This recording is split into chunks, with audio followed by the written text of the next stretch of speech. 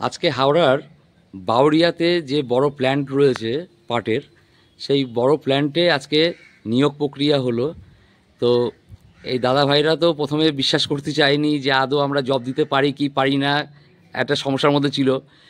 কলকাতা সার্কেলের 99% লোক জাল করে, এই বিভিন্ন লোককে নিয়ে এসে বিভিন্নভাবে প্রতারণা করে নিয়ে তাদের সমস্ত অর্থনৈতিক পরিস্থিতি শেষ করে দিয়ে তারা শেষে গিয়ে বাড়িতে চলে যায়। আমাদের উদ্দেশ্য হচ্ছে যদি 1%ও যদি থাকে পশ্চিমবাংলার বুকে যে জব প্রোভাইডার হিসাবে, আমরা বুকের মধ্যে হাত দিয়ে আমরা বলি চ্যালেঞ্জের সঙ্গে যে আমরা জব প্রোভাইড করতে পারি। এবং আপনাদের 5 পয়সা দিতে হবে না, আপনার আগে 5 পয়সার ব্যাপার নেই। আপনারা দেখুন, কাজ দেখুন, জয়েন করুন। জয়েন করার পর তারপরে কি দেবেন কি দেবেন না সেটা পরে, কিন্তু আগে আপনারা সমস্ত রকম থাকার ব্যবস্থা যদি থাকে থাকার ব্যবস্থা, খাওয়ার ব্যবস্থা থাকলে খাওয়ার ব্যবস্থা, সমস্ত রকম পরিষেবা দিয়ে এমনকি আমরা রাত্রি 10টা 11টা কোনো ব্যাপার না, আমরা সমস্ত প্রক্রিয়া দেখিয়ে নিয়ে তবেই আমরা যাই। আজকে এই দাদা ভাইদের কাছ থেকে একটু প্রতিক্রিয়াটা নিন আপনারা, তাহলে বুঝতে পারবেন যে এখানে ঠকবাজি হয় না সঠিক জব প্রোভাইড হয়। দাদা আপনার বাড়ি?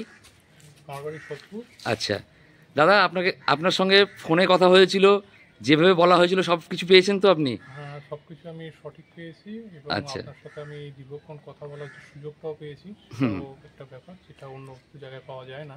হ্যাঁ, আর আজকে আমি জয়েন করে আপনাদের যে ভয়গুলো ছিল সেই ভয়গুলো তো আর নেই, না, সমস্ত পরিষ্কার পরিচ্ছন্ন হয়ে গেছে তো?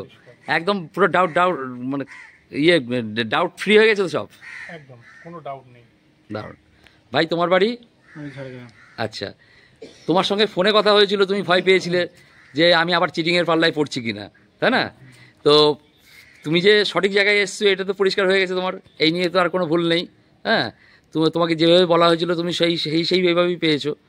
কোম্পানির কথা আমাদের কথা এক চুলো এদিক ওদিক যাবে না, কারণ কোম্পানি আমাদেরকে যেভাবে বলে আমরা ঠিক সেইভাবেই প্রোভাইড করি। কারণ দেখুন, জবটা আমি দিচ্ছি না, জব দেবে কোম্পানি।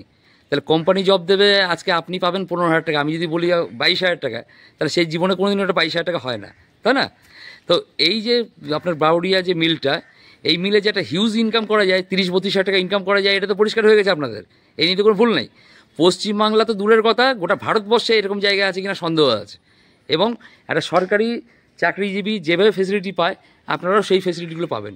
PF, PSI, আপনার কি বলে মেডিকেল, আপনার গ্র্যাচুইটি, পেনশন, আপনি লাইফ টাইম একই জায়গায় দাঁড়িয়ে থেকে আপনি কাজ করবেন সারা জীবন, আপনার ঘোরার কোথাও দরকার নেই।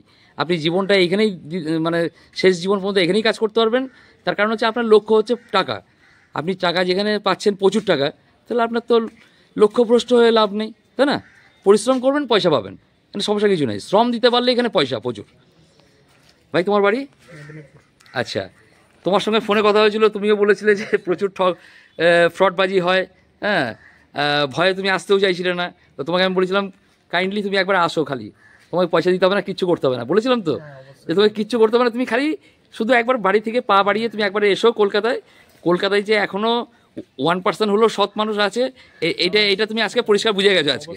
হ্যাঁ, তোমার কোম্পানি পেরোলে জব, এবং তুমি যে এখান থেকে প্রচুর টাকা আর্ন করতে পারো, এই নিয়ে তোমার ডাউট ফ্রি হয়ে গেছে পুরোপুরি একদম। কারণ তোমার টেনশন ছিল যে যাবো কি যাবো না, এই একটা ব্যাপার ছিল। তো জায়গা আমি তোমাকে বলেছিলাম যে ভাই তুমি অ্যাটলিস্ট একবার আসো তুমি, কারণ দুনিয়া যে সব যে খারাপ হবে তা তো নয়, 1% হলেও এখনও ভালো আছে। তো তুমি সেই জিনিসটা বুঝতে পেরেছো যে না, 1% হলেও এদের চ্যানেলে কোনো ফেক জিনিস হয় না। হ্যাঁ, আর আমরা ভাই তোমার বাড়ি? আচ্ছা, তুমি তো সবচেয়ে জুনিয়র, সবচেয়ে বেশি টেনশন ফিল করছিলে হাওড়া স্টেশনে এসেও যে আমি একবার ঘুরে আসব, হবে কি হবে না, কি কাজ জানিও না। তো এখানে তোমার কাজের জায়গা থেকে শুরু করে সমস্ত কিছু সবাইকে দেখানো হয়েছে, কাজ দেখে নিয়েছো, কাজও এমন কিছু নয়, ঘাড়ে বইতেও হবে না, মাথায় নিতেও হবে না, একই জায়গায় দাঁড়িয়ে মেশিন অপারেটরের কাজ, তাই তো? কোনো লেবারের কাজ তো নয়। তোমাদেরকে বলা হয়েছিল মেশিন অপারেটর, তুমি মেশিন অপারেটরের কাজ পেয়েছো তোমরা, তাহলে কথার সঙ্গে কাজের সঙ্গে সব মিল আছে তো?